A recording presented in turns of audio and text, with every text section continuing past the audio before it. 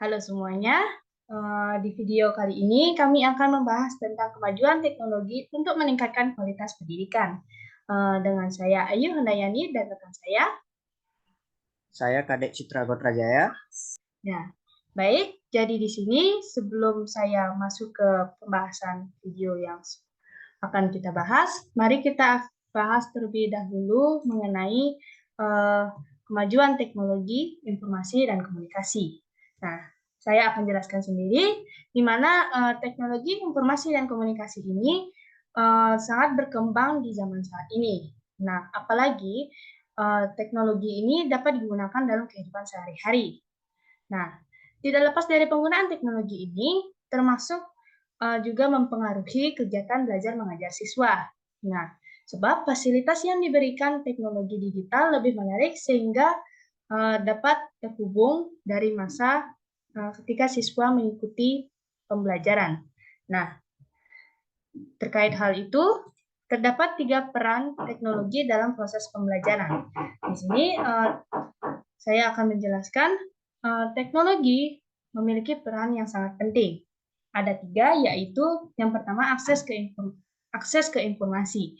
Nah, informasi yang beredar di internet sangat relatif fleksibel sehingga siswa dapat mencapai dan mendapatkan informasi tersebut di berbagai platform manapun seperti e-book, e-learning, jurnal, dan lain-lain untuk mendapatkan informasi untuk memajukan pengetahuan mereka untuk belajar secara mandiri. Nah, yang kedua yaitu pembelajaran berbasis komputer. Saat ini sangat viral banget yang mungkin bisa dikatakan sangat maju dalam berbasis komputer ini, terutama dalam ujian. Nah, teknologi ini juga dapat digunakan untuk pengembangan perangkat yang dapat dirancang untuk memajukan cara mendapatkan informasi tersebut untuk tujuan pembelajaran, untuk meningkatkan pengetahuan mereka juga, yang tentunya dengan berbasis komputer, apalagi dapat digunakan seperti mobile, komputer, tab, dan lain-lain untuk melaksanakan kegiatan e-learning dari sekolah maupun kampus. Nah, yang terakhir yaitu peran teknologi, yaitu kolaborasi dalam komunikasi. Nah, tidak hanya juga secara tatap muka, teknologi ini dapat memungkinkan siswa dan guru untuk berkolaborasi secara online tanpa harus tatap muka. Nah, hal ini sangat membantu banget untuk siswa dan guru untuk memperluas pandangan mereka mengenai akses jaringan dan melalui interaksi dari berbagai daerah, budaya, maupun latar belakang yang berbeda. Sebelum kita lanjut, saya akan menunjukkan video dari sebuah YouTube. Berikut dapat di sini. Untuk mencegah penyebaran COVID-19, pelaksanaan belajar mengajar di berbagai daerah dilaksanakan secara jarak jauh. Banyak siswa yang memiliki fasilitas komunikasi daring dengan guru, namun ada pula siswa yang terkendala fasilitas dan jaringan internet. Dalam masa pembatasan sosial, tatap muka antara guru dan muridnya terpaksa dilakukan melalui teknologi berbasis jaringan internet. Seperti siswa Sekolah Dasar Negeri 1 di Cibadak, Lebak, Banten. Masing-masing siswa mendapatkan tugas dari guru melalui grup percakapan di media sosial.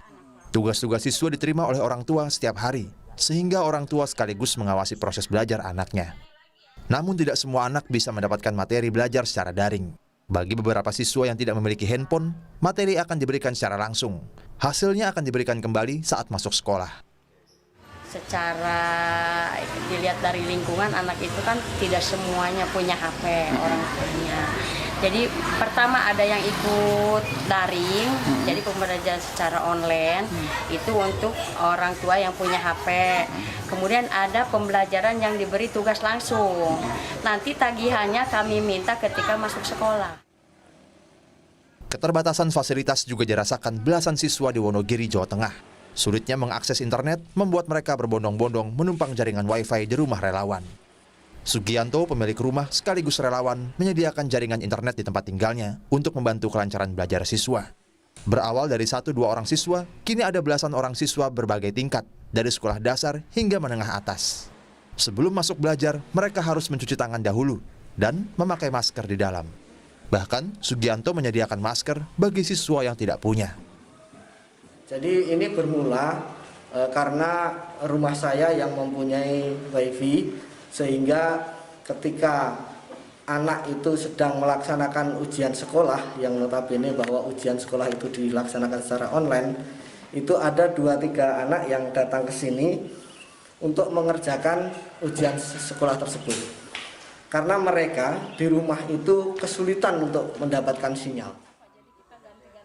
Situasi di Lebak Banten dan Wonogiri, Jawa Tengah hanyalah 2 contoh dari sekian banyak daerah yang masih terkendala fasilitas belajar jarak jauh.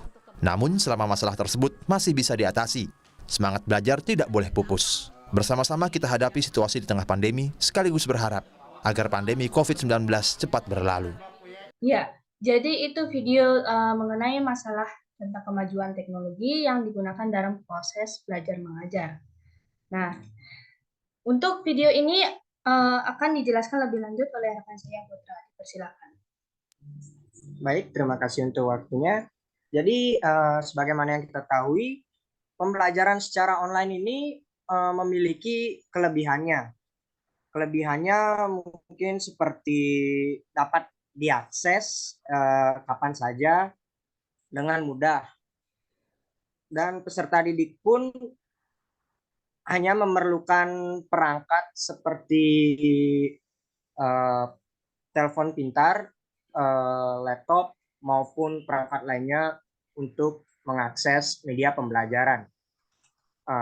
Asalkan perangkat tersebut tersambung dengan koneksi internet. Dan kelebihan lainnya adalah peserta didik dapat dapat mencari wawasan yang luas. Sebagaimana kita tahu, jika peserta didik memiliki internet, maka dia dapat mencari materi pada internet, dan hal itu dapat menambah wawasan bagi peserta didik. Namun, di samping keunggulan tersebut, pembelajaran secara online juga memiliki kekurangannya.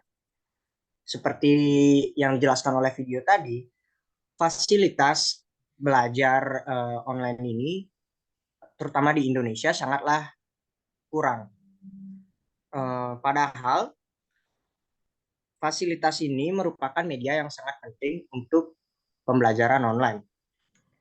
Internet dan juga perangkat sangat dibutuhkan dalam pembelajaran online.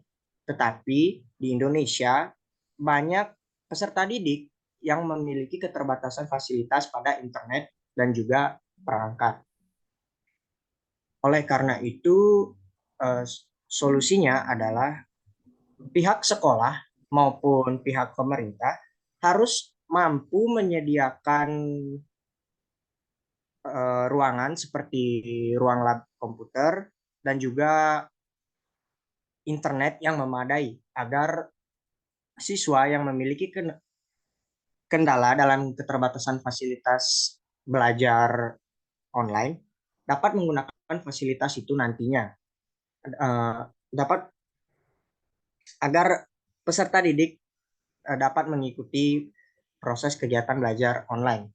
Adapun alternatif lainnya yaitu para guru menyediakan materi pembelajaran dalam bentuk file ataupun dalam media penyimpanan seperti USB yang nantinya dapat diakses kapan saja oleh peserta didik. Sekian dari penjelasan saya kembalikan kepada Ayu. Baik, terima kasih. Jadi di sini kami akan lanjutkan dengan kesimpulan. Jadi kami akan lanjutkan ke kesimpulannya. Jadi Penerapan teknologi ini tidak hanya dilakukan dalam peranan yang sangat penting, sehingga dapat membantu peserta didik untuk mencapai tujuan yang dikehendaki, yaitu memahami dan mengetahui pengetahuan lebih luas lagi. Nah, namun yang tadi sudah dijelaskan oleh Golkar, kurangnya fasilitas yang disediakan oleh pemerintah dapat juga mempengaruhi kualitas pendidikan untuk peserta didik, sehingga kualitas pendidikan menjadi menurun. Nah, untuk itu diharapkan pemerintah ataupun pihak sekolah untuk mendukung hal ini dan lebih memperhatikan lagi mengenai kualitas pendidikan agar tidak mengganggu proses kegiatan pembelajaran oleh peserta didik dan juga pendidik. Baik, sekian presentasi dari penerapan untuk kemajuan teknologi sebagai penerapan pembelajaran. Terima kasih.